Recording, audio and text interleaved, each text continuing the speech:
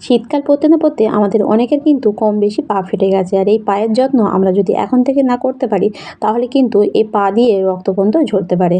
আমরা শরীরের যত্ন কিন্তু সবাই করি, কিন্তু পায়ের যত্ন কিন্তু আমরা অনেকেই করি না। কিন্তু আমাদের শরীরের সবথেকে বেশি ভার বহন করে যেটা, সেটা হলো পা। এই পায়ের যত্ন আমাদের কিন্তু করা উচিত। কেননা পা আমাদের শরীরের সবথেকে বেশি ভার বহন করে। তা আমরা যদি বাড়িতে থাকা কিছু রেমেডি দিয়ে এই পায়ের যত্ন করতে পারি মাসে ১ বার বা মাসে ২ বার, তাহলে কিন্তু আমাদের পা অনেকটাই কিন্তু ভালো থাকবে। তো আজকে ভিডিওতে অসাধারণ একটা ঘরোয়া টোটকা শেয়ার করব, যেটা দিয়ে আপনারা বাড়িতে বসেই কিন্তু পা ফাটা ১ রাতের মধ্যে কিন্তু ঠিক করে নিতে পারবেন। তা চলুন ভিডিওটা শুরু করা যাক।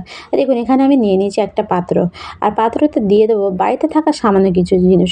তা প্রথমে যেটা আমার লাগবে সেটা হলো বেকিং সোডা বা খাওয়ার সোডা। খাওয়ার সোডা কিন্তু যে কোনো ধরনের ময়লা দূর করার ক্ষেত্রে কিন্তু অনেকটা কার্যকরী। তা যারা খাওয়ার সোডা নিতে চাবেন না, তারা কিন্তু ইনো নিয়ে নিতে পারেন। ইনোও কিন্তু পায়ের মোড়া চামড়া দূর করতে অনেকটা কার্যকরী। তারপর আপনারা নিয়ে নেবেন হোয়াইট পেস্ট। হোয়াইট পেস্টও কিন্তু পায়ের বা যে কোনো ধরনের ময়লা দূর করতে কিন্তু অনেকটাই কার্যকরী। তো এখানে আপনারা কিন্তু জেল যে পেস্টটা সেটা নেবেন না, হোয়াইট পেস্টটাই নেবেন। তো এরপর আপনারা কী করবেন, হোয়াইট পেস্টের সঙ্গে এই ইনো আপনারা কিন্তু একটু ভালোভাবে মিশিয়ে নেবেন। এভাবে কিন্তু মিশিয়ে নিতে হবে। এভাবে মিশিয়ে নেওয়ার পর এতে আপনারা দিয়ে দেবেন আরেকটা জিনিস, সেটা হলো শ্যাম্পু। তা আমাদের প্রত্যেকের বাড়িতে কিন্তু এরকম ছোট ছোট শ্যাম্পুর পাতা কিন্তু থাকে। শ্যাম্পুও কিন্তু ময়লা দূর করার ক্ষেত্রে অনেকটাই কার্যকরী।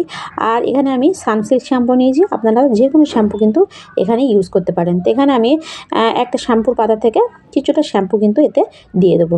এভাবে দেওয়ার পর আপনারা কী করবেন, এটাও কিন্তু এর সঙ্গে ভালোভাবে মিশিয়ে নেবেন। তো এভাবে প্রথমে 3টে জিনিস কিন্তু ভালোভাবে মিশিয়ে নিতে হবে। এটা ব্যবহার করলে আপনারা 1 রাতেই কিন্তু আপনারা বুঝতে পারবেন এটা কতটা কাজের।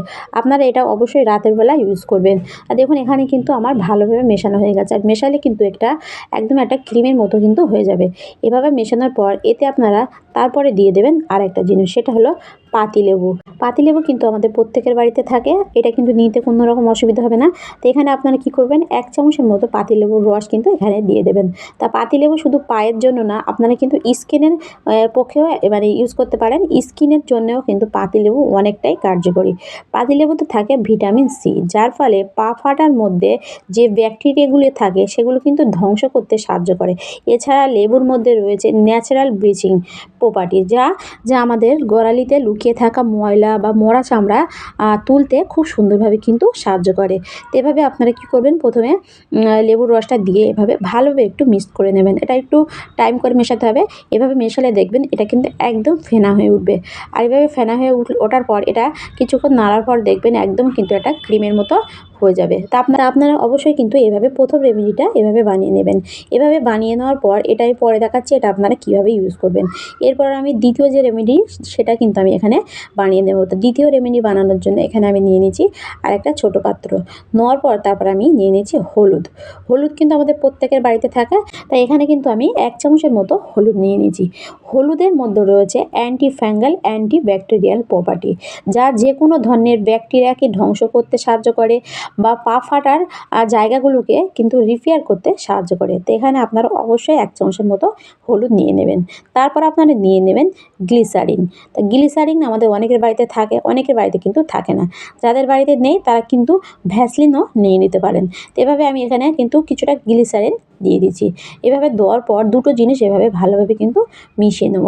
মিশিয়ে নেওয়ার পর এভাবে যখন দেখবেন একদম একে অপরের সঙ্গে মিশে গেছে, তারপর আপনারা দিয়ে দেবেন এতে আরেকটা জিনিস, সেটা হলো সরিষার তেল। তা সরিষার তেল আমাদের প্রত্যেকের বাড়িতে কিন্তু থাকে। এখানে আমি 1 ডালা মতো সরিষার তেল কিন্তু দিয়ে দিয়েছি। তা সরিষার তেল দেওয়ার পর এটাও আমি কিন্তু ভালোভাবে মিশিয়ে নেব। আর এগুলো কিন্তু একটু টাইমভাবে মিশাবেন, কেননা একে অপরের সঙ্গে এটা ভালোভাবে মিশে গেলে এটা কিন্তু খুব সুন্দর একটা রেজাল্ট কিন্তু আপনারা পাবেন।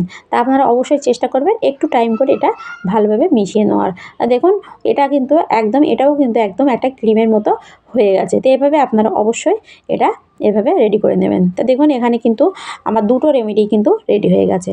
তা আপনারাও কিন্তু অবশ্যই দুটো রেমেডি একসঙ্গে রেডি করে নেবেন। এভাবে রেডি করার পর তা চলুন দেখে নেওয়া যাক এটা আপনারা কখন বা কিভাবে ইউজ করবেন। তা দেখুন, প্রথমে দেখুন আমার পায়ের অবস্থাটা দেখুন। এখন কিন্তু পাটা অনেকটাই ফেটে গেছে। আর এটা যদি এখন থেকে আমি না ঠিক করি কিন্তু অনেকটাই এর খারাপ অবস্থা হয়ে যাবে। তা প্রথমে কি করবেন, পায়ে আপনারা যে প্রথম রেমেডিটা বানাবেন এভাবে কিন্তু আপনারা পায়ের ওপর এভাবে ভালোভাবে লাগিয়ে দেবেন। যেখানে যেখানে পাটা বেশি ফাটা সেসব জায়গায় একটু একটু মানে বেশি করে দেবেন। এভাবে দিয়ে আপনারা এটা শুকানো পর্যন্ত অপেক্ষা করবেন।